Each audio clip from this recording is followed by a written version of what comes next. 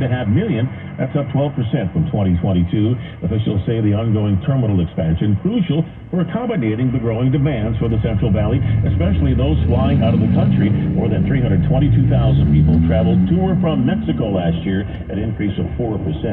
Columbus bringing back its popular dining rewards program. The city started it last year as a way to support local businesses, and it worked. Officials estimate it boosted the local economy by $220,000, calling it a huge success.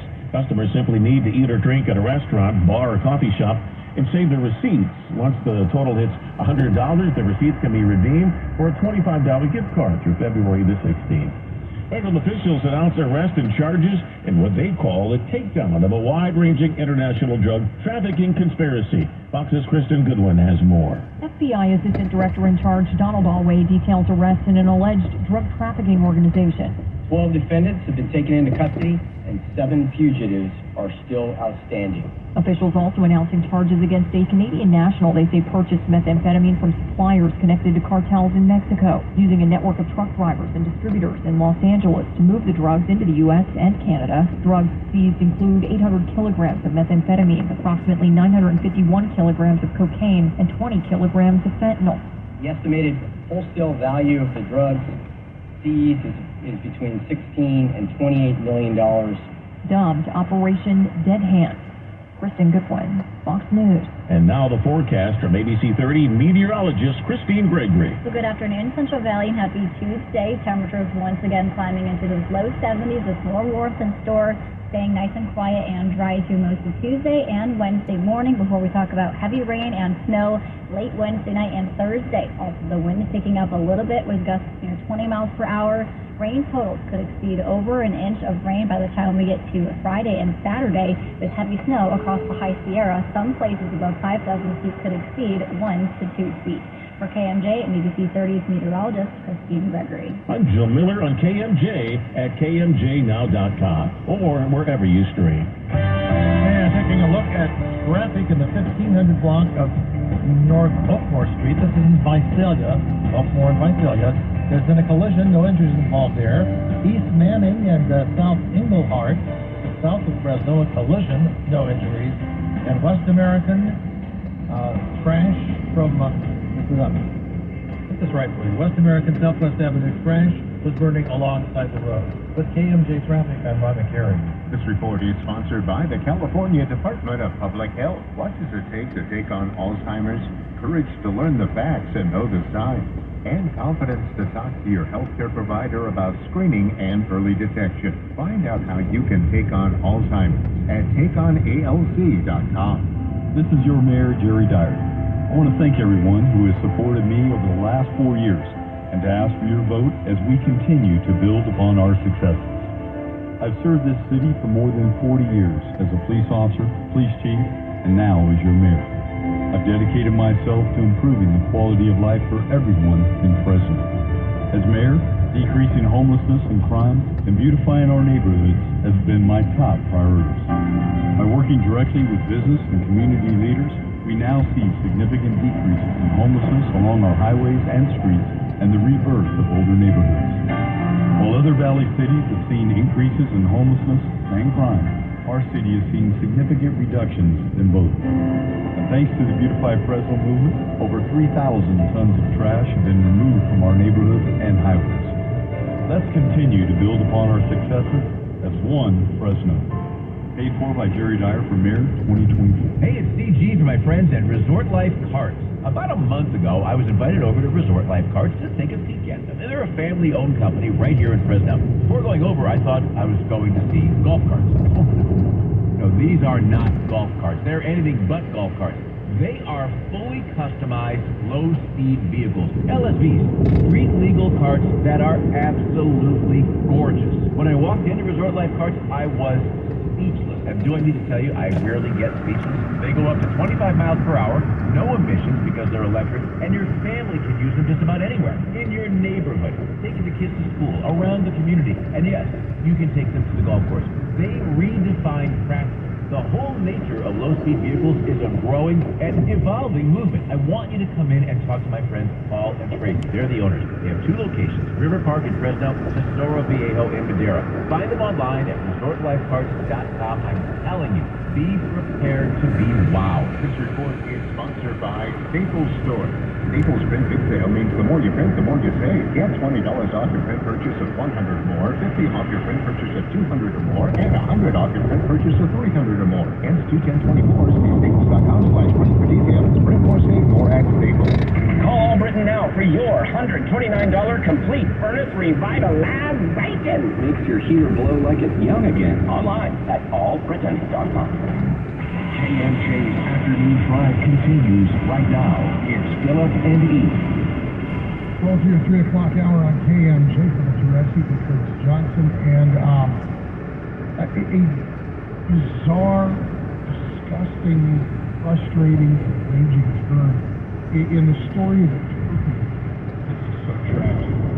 So, back in early 2018, Jordan Turkey, 17 years old, escaped from his family's home in California and was able to alert authorities to captivity and abuse on a scale that it made international headlines. David and Louise Turkey's parents were eventually convicted of 14 counts of cruelty to adult defendants, child cruelty, torture, false imprisonment, failure to protect, or 25 years to life in prison. They had 13 kids from 2 years of age to 29 years of age. When the authorities entered that house, they found 2 of the kids chained to the wall. And I had seen Jordan, the young lady who was 17 years old when she escaped the family home. She sat down, I think it was Diane Sawyer, and it was Jordan, it was one of her other sisters. And the thing about that interview that was so remarkable was how normal the girls were. The other sister she was a little more shy. Jordan was more outgoing. If you didn't know what that kid was sitting there and talking about, if you just walked past that monitor on the street, could have been any teenage girl who's, one of these famous for nothing social media influencers. Cute kid, good body language, good eye contact, very articulate, very animated, smiling, like normal healthy things. I mean, it was considering what this child had lived with for the first decade and a half of her life. To see her sitting on the couch and having a conversation is just beautiful. So no tells at all of the hell that she had been living in. No, if you were to go find her, she does TikTok videos now. She's got a pretty robust following there. 1.3 million followers, 9 million likes. Her videos regularly get like 100,000 likes or hearts or whatever they call it on TikTok. Setting aside my usual criticism of the platform, it's nice to see this kid just making cute videos and doing this kind of normal thing. Yeah, good for her. The 6 youngest kids were placed in foster care. And the foster family that they were placed with,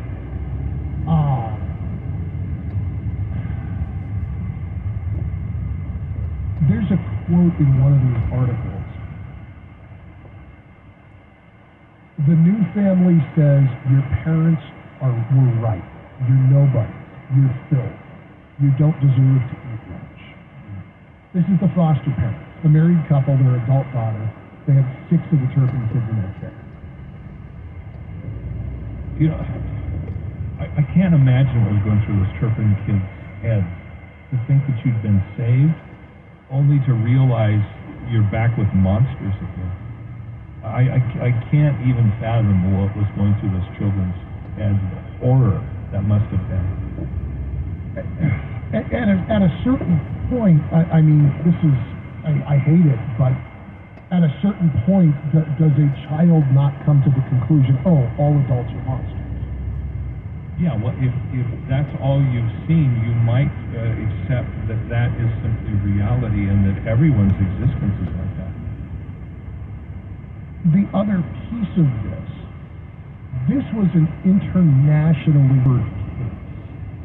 You don't get to sit down with Diane Sawyer because you had an interesting time at Costco last week.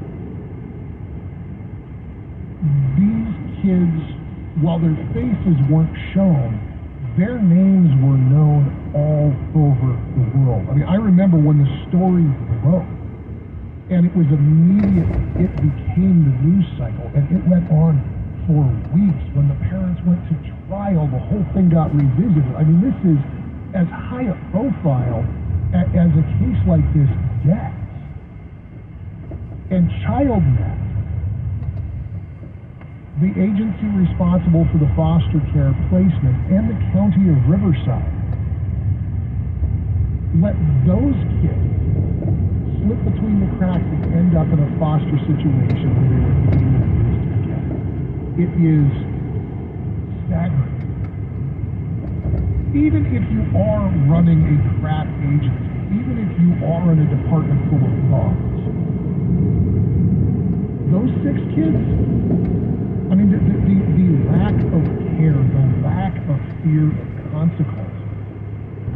ChildNet in the county of Riverside have to take a woodshed.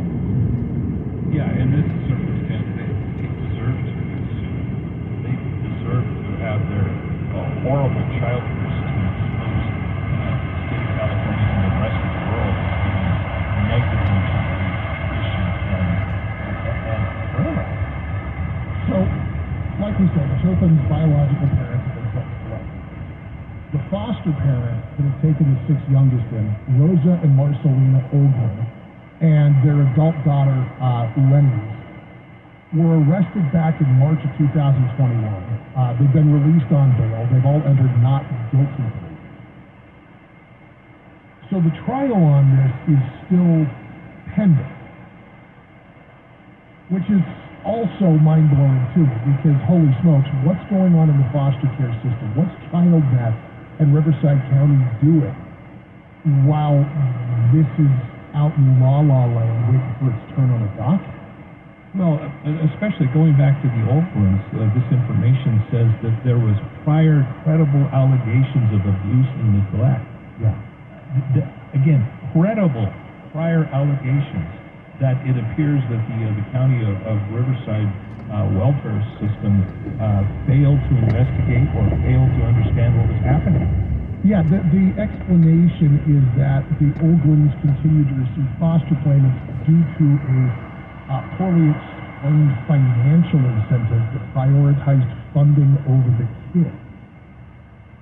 The lawsuit says against the advice of some of its own employees, ChildNet placed the plaintiffs and 2 of their siblings in foster care with Mr. and Mrs. Olgren. Soon thereafter, the defendants were put on notice that these foster parents and their adult daughter were sexually, physically, and emotionally abusing and severely neglecting the plaintiffs. So this wasn't just dirtbags who said terrible things and were held a meal. This was full-scale abuse, according to this lawsuit.